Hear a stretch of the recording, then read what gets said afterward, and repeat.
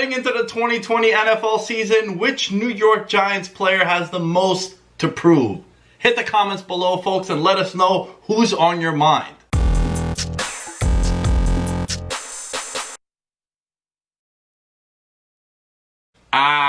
Yes. What's good, everybody? And welcome back to Chat Sports. I am your host, Nick Dais, at The Lamb Shows, where you can find me on all social media outlets. And here with the New York Giants report. Before we get into our main segment of this video, the players for the New York Giants that have the most to prove heading into 2020, we got to talk about a guy who's not on a roster at the moment. I think can be a potential steal for the Giants. And that is one Josh Gordon, the wide receiver formerly of the New England Patriots and Seattle Seahawks, has asked the NFL to reinstate him. He is an absolute game changer at wide receiver. His time with Seattle, his time with New England, he is a guy that commands attention and quarterbacks like to throw to him. Even Tom Brady, when he was with the Patriots, said he used to love going to Josh Gordon on crucial plays. He made a lot of big catches for New England, and he was a guy that stood out on the field whenever he was out there. Now, I understand there is a lot of baggage and off-the-field stuff that comes with Josh Gordon, but when you're looking at the New York Giants in particular, look at all the playmakers that they have on this offense, and if they could add a guy like Josh Gordon, boy, are you looking at a stacked offensive weaponry for Daniel Jones and the New York Giants. And it's a low-risk, high-reward kind of play. He's a guy that you could bring in cheap. You already have a lot of talent and depth. He's not going to be a player who, if he does get in trouble again or if something happens to Josh Gordon again that leads to him being cut or suspended from the NFL, you have a lot of depth with the New York Giants. I think the big mistake that happened with Josh Gordon when he was over with the Patriots was that they relied a lot on him and they didn't have anything behind him. Joe Judge was with the New England Patriots at the time. Josh Gordon was there also. So the two parties are familiar with one another. And if you take a look at the four wide receiver sets, potentially, if you threw Josh Gordon on this New York Giants team, you got Slayton and Gordon on the outside. In the slots, you got Tate and Shepard. I'm thinking 7,000 yards for Daniel Jones. Not so much, but you get what I'm saying. A lot of weapons at the disposal for Daniel Jones. We didn't even mention Saquon Barkley in this situation or Evan Engram. So the plethora of weapons for Daniel Jones would be insane for the New York Giants. And in 2019, he played in 11 games, and I think that the Giants should make a play for Josh Gordon. Now, I want you guys to tell me, do you think the Giants should make a play for one Josh Gordon? Type Y for yes, type N for no, and let me know in the comments below what you think. While we're at it, I want you guys to subscribe to a new Giants-only YouTube channel. Link is in the pinned comment and also in the description. Head over there and show the bosses at Chat Sports that we want a New York Giants only YouTube channel. They said I can do a mailbag once we hit 100 subscribers. Over there, make it happen. Click the link, go subscribe, and show us that love. And speaking of mailbag, use hashtag Giants in the comments to get your question on next week's show.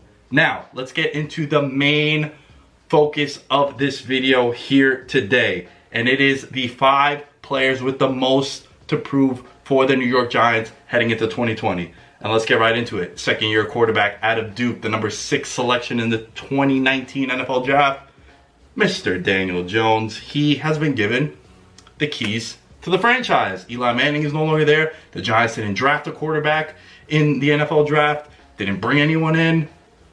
Daniel Jones, you are the captain now for the New York Giants. And the second-year leap, as I've spoken to existence and I've spoken to the top of my lungs over the last couple of years, you've seen the second-year quarterback take the leap to the next level. Lamar Jackson last year won MVP in his second season. The year prior to that, Pat Mahomes won MVP in his second season. If you go back, Jared Goff and Carson Wentz in their second seasons really showed you that these are guys that could be spearheading a franchise. We talked about the weapons at his disposal already that are already on the roster. Slayton, Shepard, Tate, Engram, Saquon Barkley, an improved offensive line.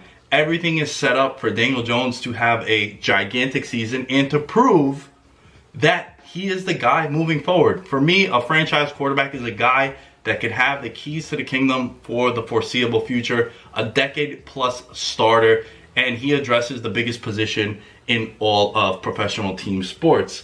And the one big thing with Daniel Jones is he needs to prove to us as Giants fans and to the rest of the NFL that, you know what, I'm not Mr. Turnover. I'm not a turnover machine. 18 fumbles in 2019. So I want to set this over-under question right here. Over-under 29.5 passing touchdowns for one Daniel Jones. Type O for over, type U for under. To put it in perspective, in 12 starts in 2019, he had 24 touchdown passes. Next guy up, who I think has a lot to prove, especially when you factor in that he's going into a contract year. I love me some players that are going into a contract year because they want to get paid, so they're going to show out this year. And that is one, Evan Engram. Like we said, contract year, 5th-year option, picked up by the New York Giants.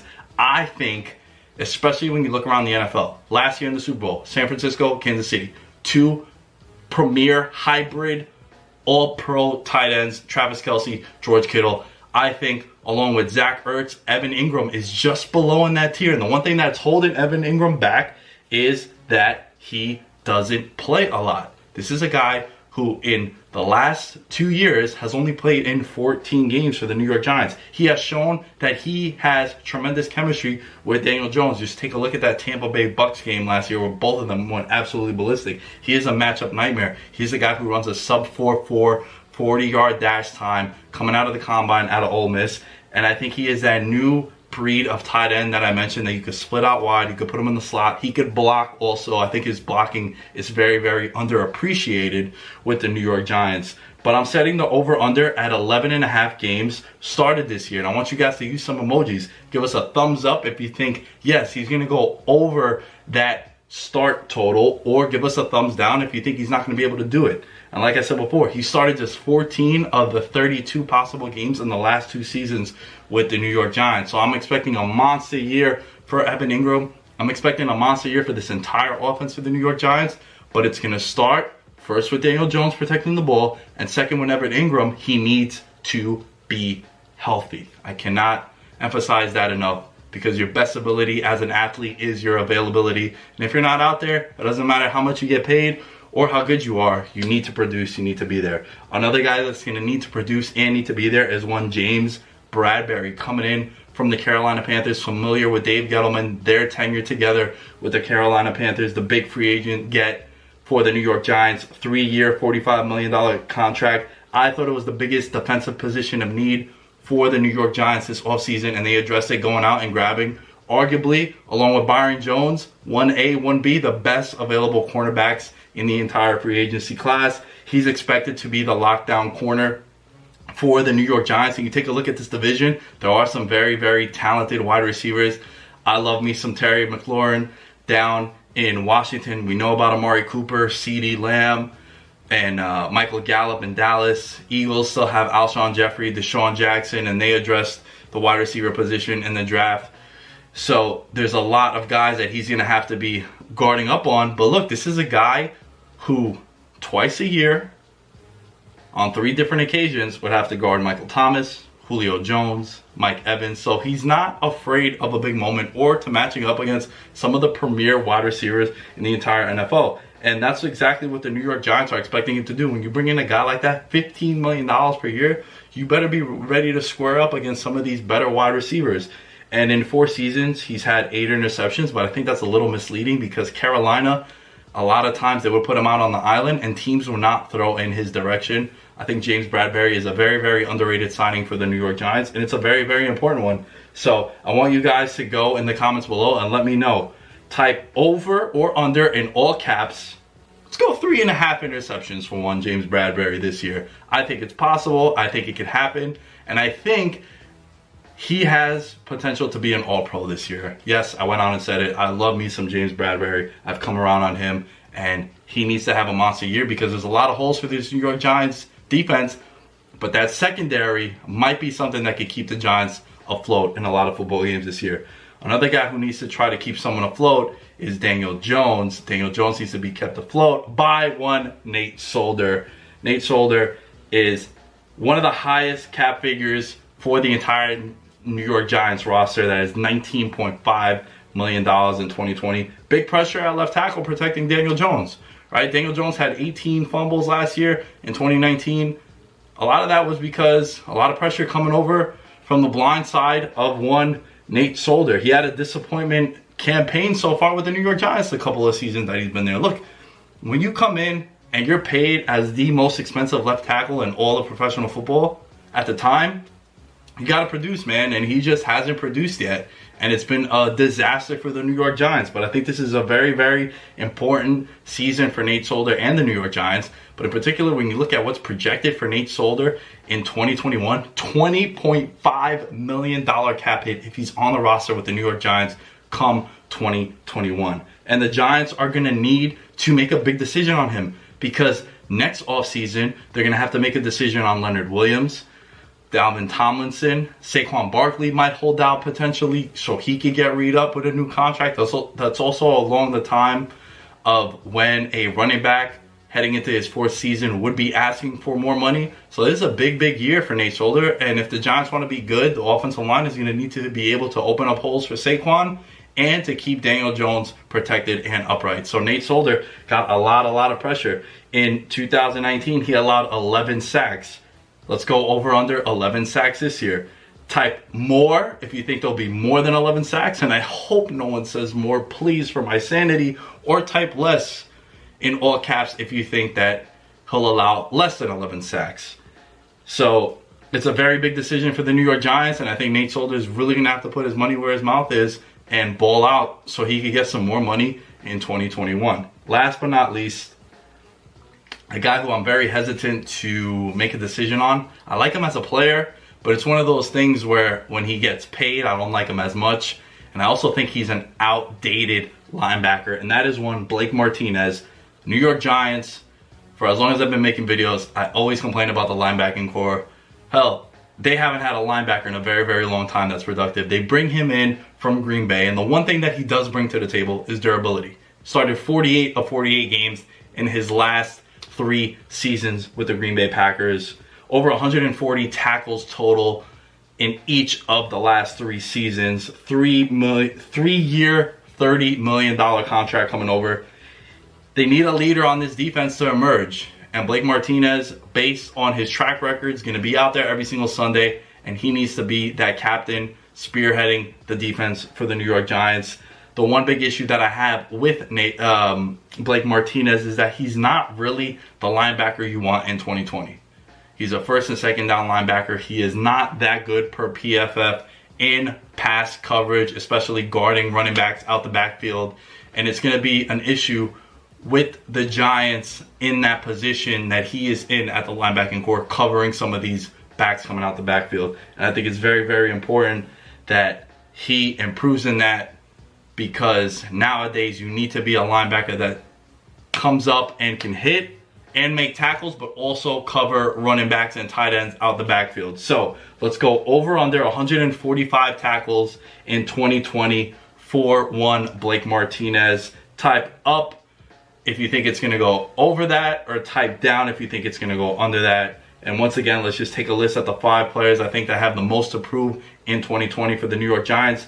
Daniel Jones, Evan Engram, James Bradbury, Nate Solder, and Blake Martinez. And of course, before I go, how can we forget what has happened to the New York Giants over the last week? Let's talk about the kicker. Yes, the kicker for the New York Giants, folks. Aldrick Rosas. Rosas was arrested and jailed for a misdemeanor hit and run and driving on a suspended license. He was a former Pro Bowl kicker just a couple of years ago. Second team All-Pro for the New York Giants in 2018. Witnesses saw Rosas driving erratically over the double yellow lines and at a speed estimated over 100 miles per hour. What has happened to the New York Giants, folks? DeAndre Baker just a couple of weeks ago. Aldrick Rosas now. Joe Judge hasn't even had practice with these guys yet. And people are getting arrested and questioned for all this craziness. What has happened to the New York Giants? The second player this offseason that is facing legal issues potentially, like we mentioned, DeAndre Baker. And Joe Judge has a lot on his plate. Not only does he need to be the head coach for a team that is starving to get it turned around, he also has 2 guys that are facing legal issues and potential suspensions from the league. So the jury is going to be out on what's going to happen with Aldrick Rosas. I want you guys to go in the comments below. What do you think the New York Giants should do with Aldrick Rosas? Type K if you think they should keep him, because he is a pretty good kicker, and kickers are very, very important. You don't know how valuable a kicker is until you don't have one. So type K for keep, type C to cut. And as far as I go, it's Nick Dais at The Lamb Shows where you can find me. Hope you enjoyed this video. Give us a thumbs up. And make sure you subscribe to our Giants-only YouTube channel. And I'll catch you guys next time.